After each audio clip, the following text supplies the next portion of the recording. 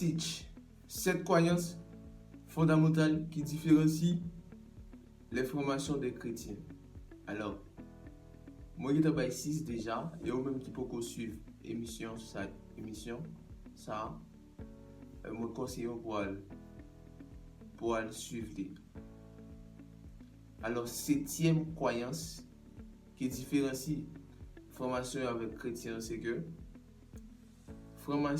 la franc-maçonnerie enseigne quelle est la seule vraie religion. Je vais prendre quoi, 7e croyance là. Alors, même qui peut regarder l'émission précédente là, côté nous parler de 6 croyances fondamentales qui différencient formation avec chrétien. Mais dans cette émission, nous allons parler de la 7e croyance qui nous différencie des francs-maçons, ou encore qui différencie les francs-maçons des chrétiens. Alors, 7e croyance, c'est que, notez s'il vous plaît, la franc-maçonnerie enseigne quelle est la seule vraie religion. Qui ça me dit par là, c'est que, au début, toutes les religions sont bonnes, tous les dieux sont bons, tous les messies sont bons. Au commencement, au début, je peux dire, par exemple, en franc-maçonnerie, alors ils ont accepté de mettre pasteur, de mettre prêtre au début. Mais alors, un livre d'appli qui est un livre de maçonnique, qui t'a pas de franc-maçonnerie, par contre, si Régis a passé pour, il dit que un maçon doit dépouiller de leur tenant orthodoxe, légende, allégorie, etc.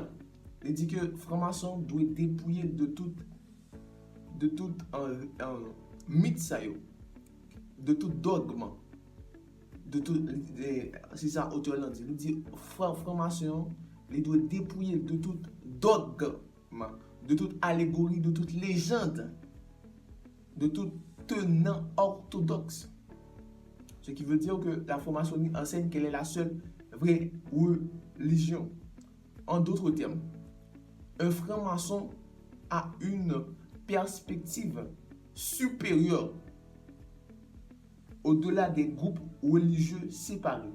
Parce que la franc-maçonnerie inscrit dans un ordre pour lui faire conquête religieuse, pour lui conquérir le monde. C'est une perspective, la franc-maçonnerie, pour conquérir.